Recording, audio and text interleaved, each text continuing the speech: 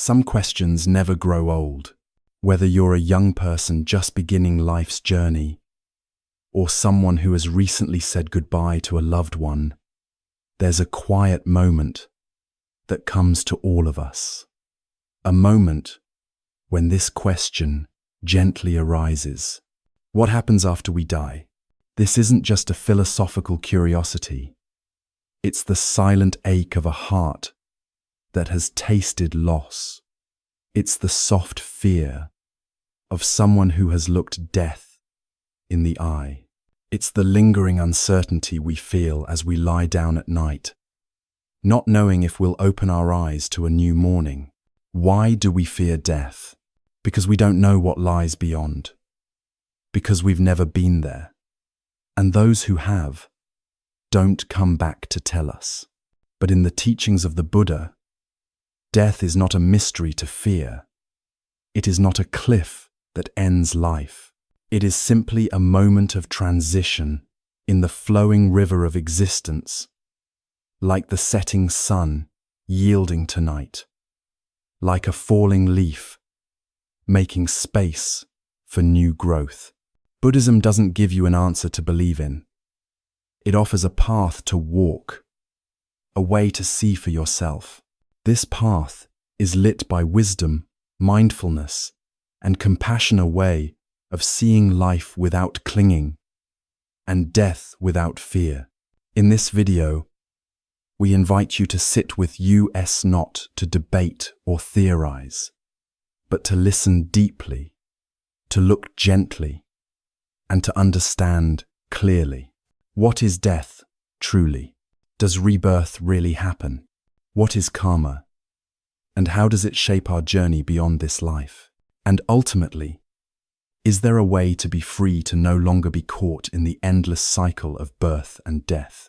This is a sharing from the TT-Buddhism channel, where the teachings of the Buddha are offered like a soft breeze, simple, grounded, and deeply nourishing. We don't promise you dramatic stories or distant theories. What we offer is an invitation to return to your breath, to your life, and to see yourself clearly in the quiet light of Buddhist insight. If you are carrying a quiet fear about death, or if you're simply curious about what lies beyond, we invite you to stay with this journey until the end. You may not find a final answer, but perhaps you will find a stillness, a gentle peace, enough to help you live fully and die gently. Part 1. What is death? One quiet afternoon, you sit by the window, watching the sun slowly sink behind the rooftops. The light fades, shadows stretch across the street, and the sky turns a deepening shade of violet. Your heart softens, as if a little light has also withdrawn from within. But then you realize the sun hasn't disappeared. It has only changed position. It is still shining, just in another part of the world. In Buddhism, death is seen in the same way. It is not a total disappearance, not an absolute ending, but a transformation, a shift in form within the continuous flow of life. Like water turning into vapor, like fire ceasing but not destroying energy, like the final note of a song that still lingers in the space it once filled. Death is a transition, not an erasure. We often see death as something dark and dreadful, but that is only because we don't truly understand it. We think death is final. Yet, in the teachings of the Buddha, death is a natural and inevitable part of existence, a moment of transition within an ongoing stream. It does not stand alone. It connects with what has come before and opens the way for what comes after. Modern science, particularly physics, is approaching a view that resonates with this insight. Energy, according to the law of conservation, is never lost. It only transforms. Our bodies, after they dissolve, become earth, water, light. The atoms that make up our bodies were once part of distant star sand. They will continue to take form in countless ways. In meditation too, when we sit quietly and breathe deeply, we can observe this truth firsthand. Everything is changing. Emotions rise and fall. Thoughts arise and pass. The body ages each day. Our moods shift from moment to moment. You are never the exact same person you were yesterday. The Buddha called this impermanence, the reality that all conditioned things are subject to change. And when you truly see this with a clear and mindful heart, you stop clinging. You no longer fear loss. You stop seeing death as the enemy and begin to understand it as a natural rhythm in the great song of life, like autumn following summer, like night following day. We fear death because we think a solid self will be destroyed.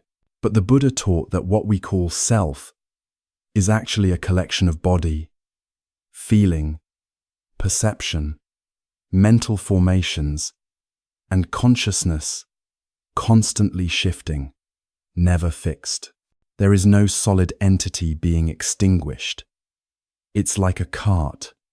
No single wheel, handle, or axle is the cart itself, but together they form what we call a cart. When the parts are removed, the cart no longer functions, but nothing truly disappears. And so we see that everything that comes and goes does so because conditions make it possible. What we call birth and what we call death both arise through cause and effect. Nothing comes from nowhere, and nothing vanishes into nothing. Everything is connected, leaning on each other to exist. Life arises because of conditions. Death, too, arises because of conditions. And after death, new conditions arise, and new expressions continue. When you sit quietly and look deeply into these truths, you may stop asking, where do we go after death? Because in reality, there is nowhere to go. Life simply continues. Death is not the end of the journey, but a bend in the path where the body dissolves. But love, intention, and the stream of consciousness remain, ready to manifest in a new way. When death is understood deeply, it is no longer a mystery to fear. It becomes a quiet companiona teacher, reminding you to live more fully, love more deeply, and cherish each breath, each glance, each precious moment of being alive. Like a pause in a melody, the stillness of death makes the song of life more beautiful. And when seen through the eyes of wisdom, death is not the opposite of life, but one of its most profound expressions. Part 2. Rebirth. Not reincarnation, but the stream of consciousness. There are quiet moments in life when you might find yourself wondering, if something continues after death, what exactly is it? Is there a soul that leaves this body and enters another? Is there truly a me who moves from one life to the next? And if so, who is that me? Where does it reside? What does it look like? In the Buddha's teachings, the answer is both clear and deeply subtle. Rebirth is not the movement of a soul from one body to another. There is no permanent, unchanging self that carries memory, personality, or will across lifetimes. The Buddha did not support the idea of an eternal soul, but he also did not teach that death is the end of everything. What he revealed is a process of continuity, Not the continuation of someone, but the continuation of conditions. What continues is not an entity, but a stream of mental energy and intention shaped by causes and conditions, expressing itself again when the right conditions arise. The Buddha once offered a beautiful image, one flame lighting another. The second flame is not identical to the first, but it exists because of it. It is neither the same nor entirely different. In the same way, when a person dies, consciousness does not transfer like a traveler changing vehicles. Rather, the energy created by actions, thoughts, emotions, and intentions condenses into the seeds for the next arising. What is reborn is not the old person revived, but a new formation, continuation of the same stream, shaped by what came before. Understanding this helps us let go of the idea that rebirth means someone moving from this body into another. It's not a relocation, it's a flow, like a river, constantly moving, constantly shifting, never the same, but always connected. There is no someone who is reborn. There is only the conditions for rebirth ripening into a new manifestation. This view is closely tied to the teaching of non-self, that what we call I is really just a collection of 5 elements: form, sensation, perception, mental formations, and consciousness. These elements are always changing, always dependent on causes. There is no unchanging self hiding behind them.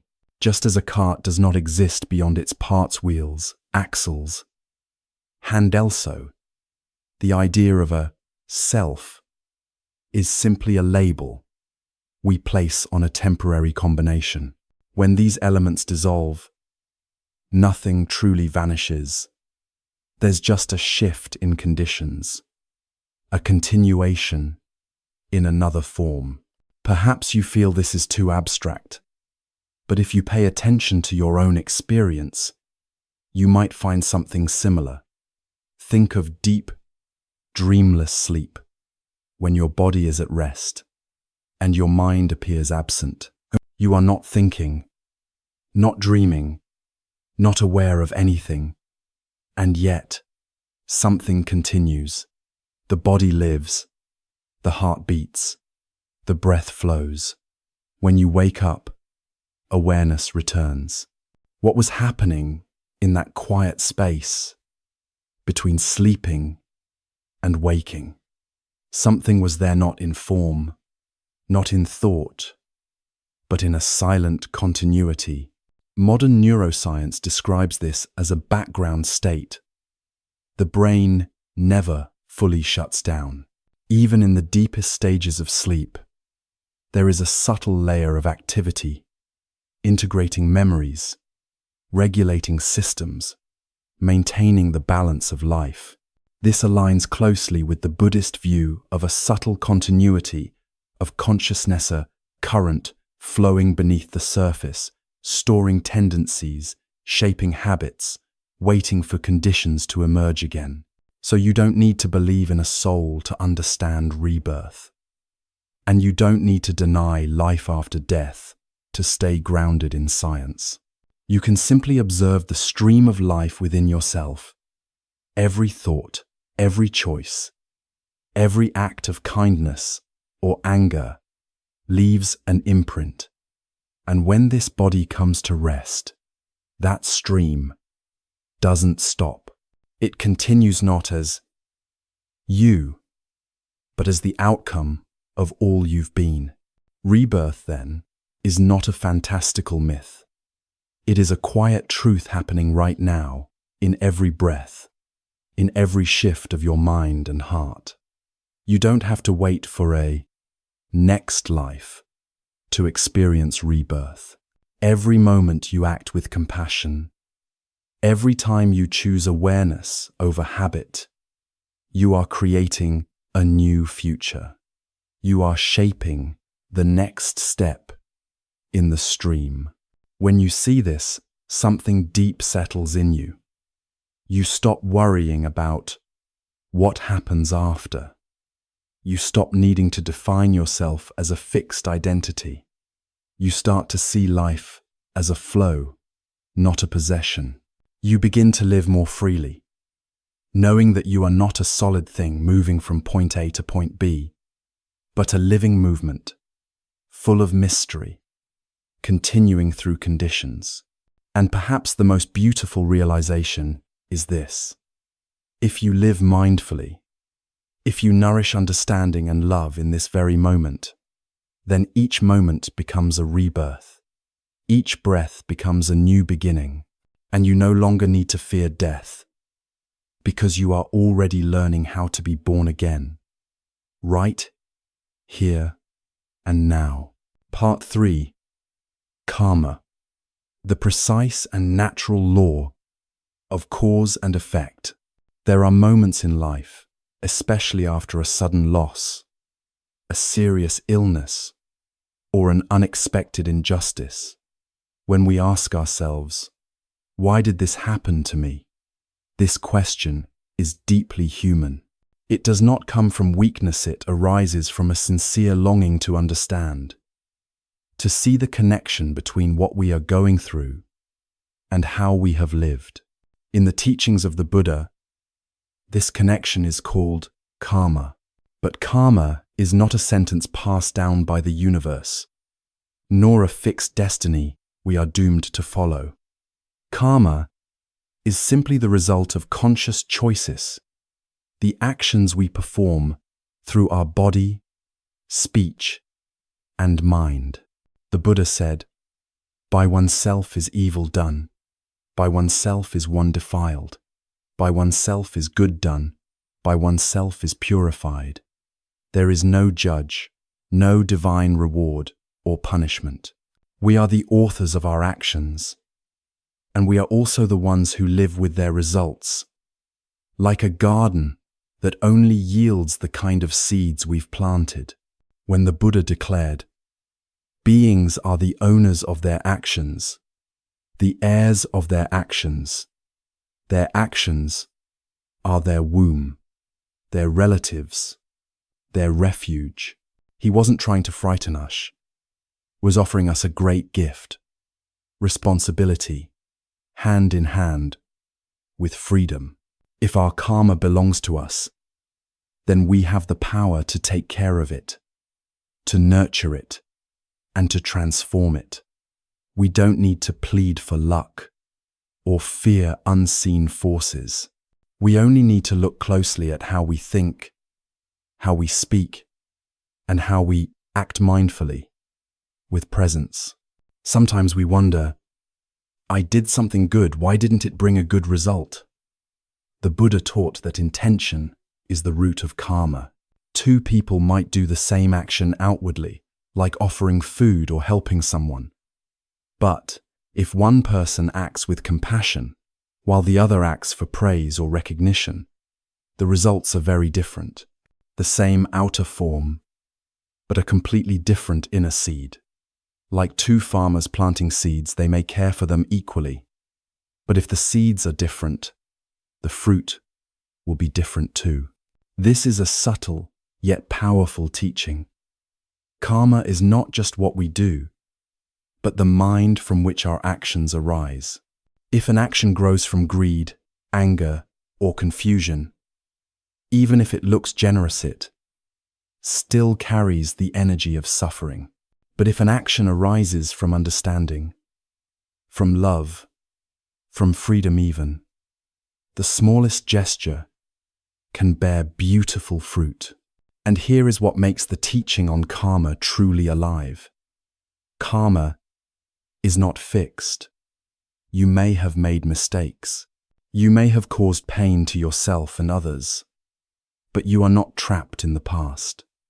Every new day, is a chance to plant new seeds with compassion, with mindfulness, with wisdom. The Buddha once said, even if one has done evil, if they turn around and live a pure life, they shine like the moon freed from clouds. That statement is not just poetess, it's a deep spiritual truth. No one is beyond transformation. No karma is beyond healing if we walk the path with sincerity and care. When you understand karma this way, fear is replaced by a quiet strength. You no longer live in superstition or helplessness. You live with gentleness and responsibility.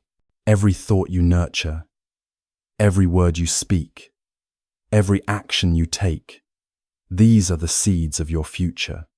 If you live with care and love, you're planting a peaceful future. If you make a mistake, you don't have to run away or blame yourself. You can simply begin again with mindfulness. Karma, in this light, is not a prison. It is a river that flows in the direction you choose. And when you realize you can choose with awareness, you stop seeing life as random. You begin to see that everything is connected. Nothing is meaningless. Nothing is truly accidental. In the end, perhaps the most beautiful gift karma offers is this: the deep trust that you can be your own light. You don't have to wait for someone to save you. You don't have to search for miracles. The way you live each day, the kind of mind you keep in every moment, that is the miracle. As the Buddha gently reminded, be a lamp unto yourselves. When you understand karma in this way, you no longer live in fear. You live in understanding. You live with a quiet joy born from knowing that every moment is a chance to begin again. Part 4.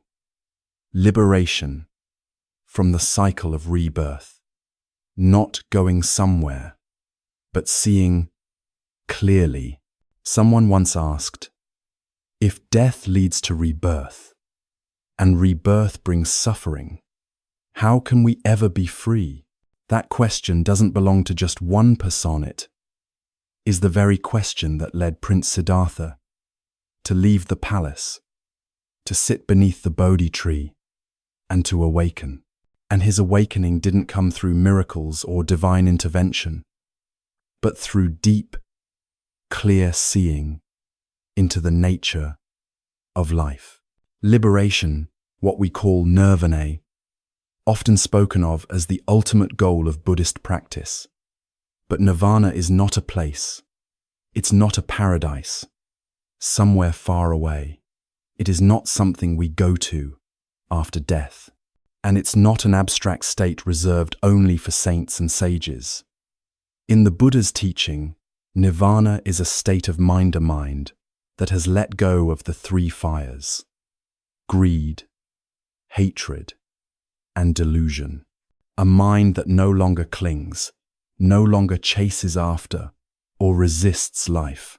It is a deep stillness, a profound freedom that is real, tangible, and possible. The Buddha once said, there is that which is unborn, unarisen, uncreated, unformed.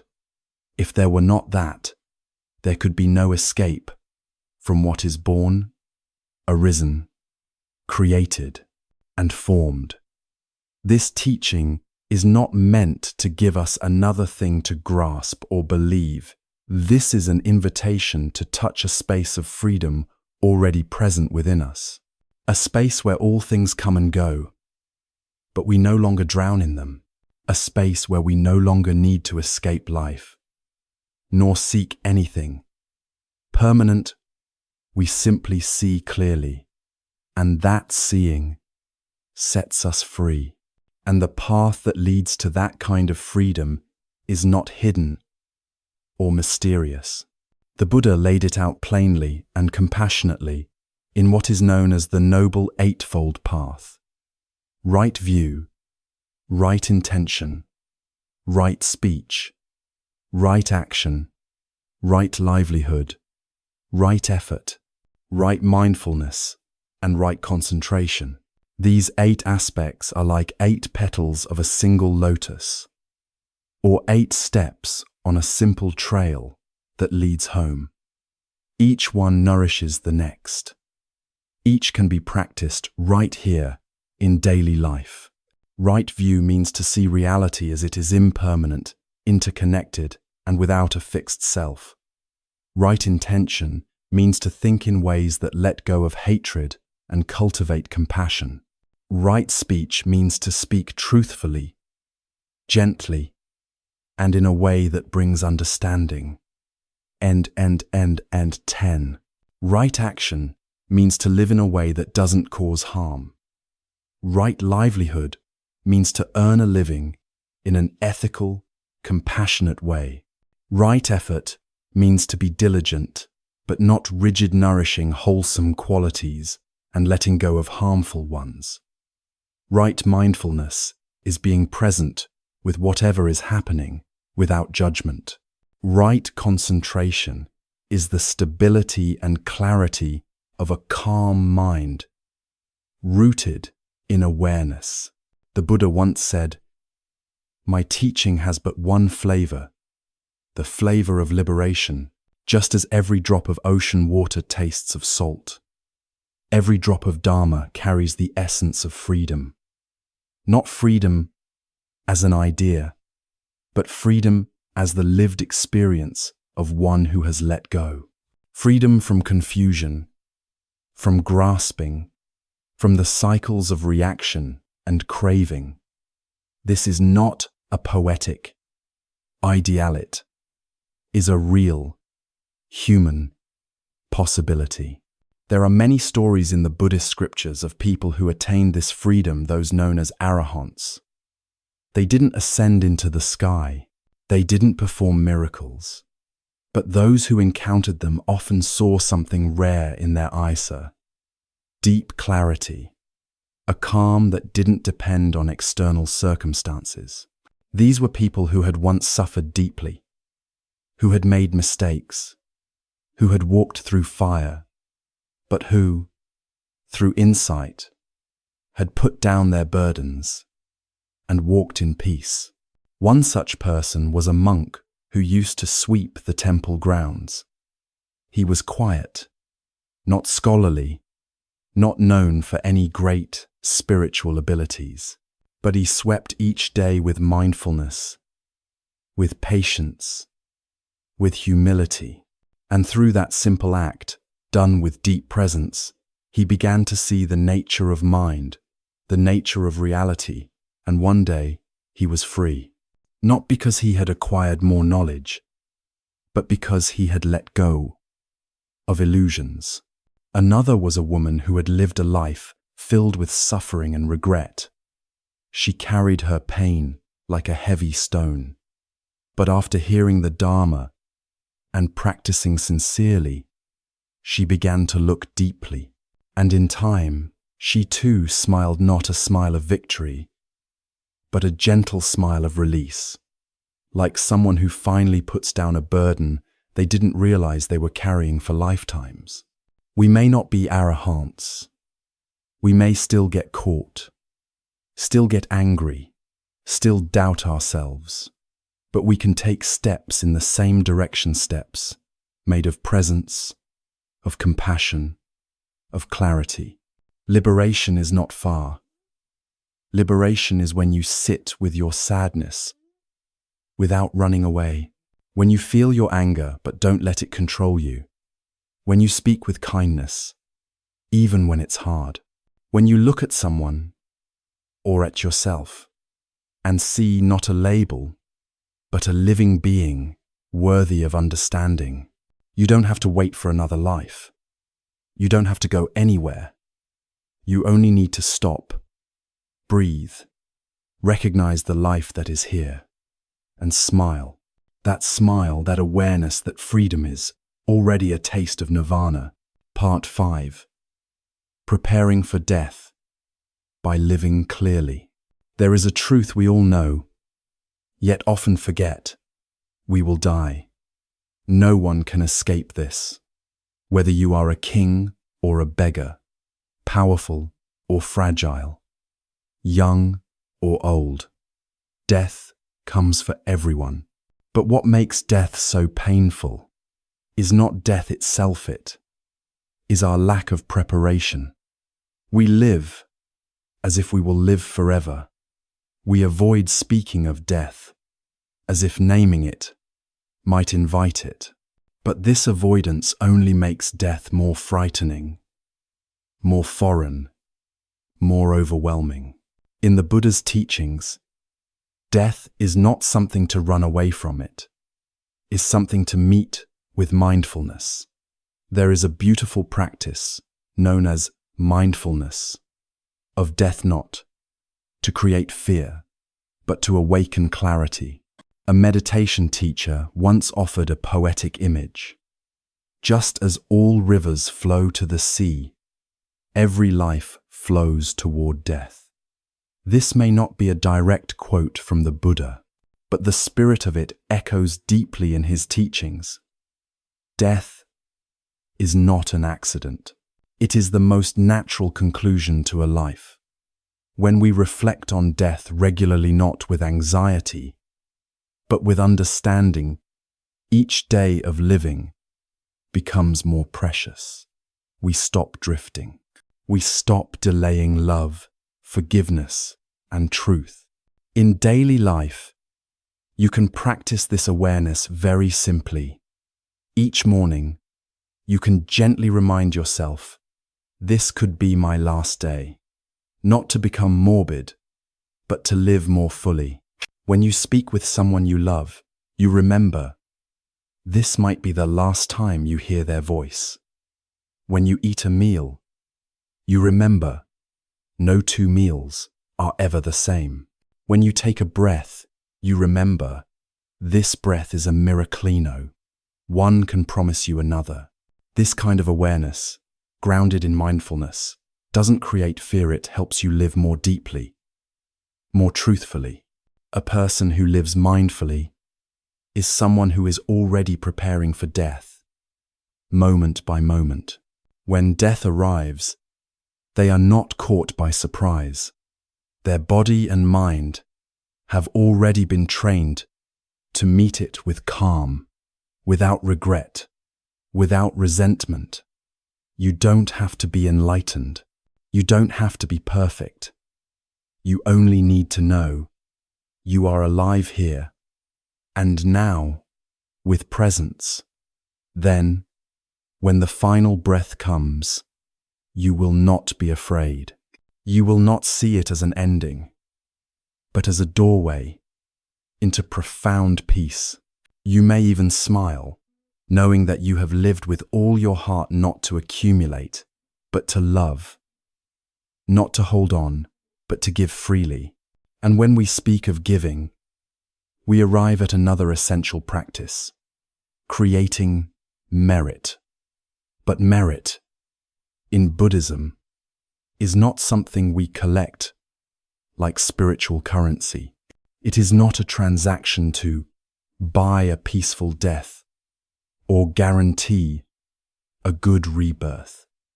Creating merit is about purifying the mind, about loosening the grip of the self. When you give a meal, a kind word, a silent prayer, you are not just helping another, you are also releasing the tightness of your own ego. True giving is an act of letting go, and in that letting go, you become lighter, freer, and more ready for whatever comes next. One practical way to create merit every day is through dedicating the goodness of your actions. At the end of a kind act or a meditation session, pause and offer the merit to all beings, to someone in need. This helps you let go of attachment to outcomes. It reminds you that goodness is not meant to be possessed, but shared. When you dedicate merit, your heart becomes wider. There is less me, more spaciousness. And that spaciousness will carry you gently when the time comes to leave this body. If you'd like to apply this teaching in daily life, start with small steps. Each night before bed, sit quietly for 5 minutes. Reflect on the day you've lived. Know that you may not wake up tomorrow. If this were your last day, how did you live it? Is there something you have left unsaid? Someone you need to forgive or ask forgiveness from? Something important you've been putting off?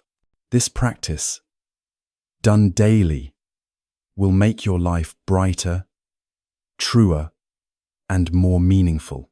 And then, when death comes, you won't need to put on a performance or try to have a good mind. You will simply do what you've done every day. Breathe in, breathe out, and smile. You will know you are not going anywhere. You are simply continuing in a new form, a lighter form, a more wondrous form. We often speak of death as something distant, eerie, or mysterious, as if it belongs to ghost stories. But in truth, death is not a ghost story. It is a human story, a real one, a close one, an everyday part of life.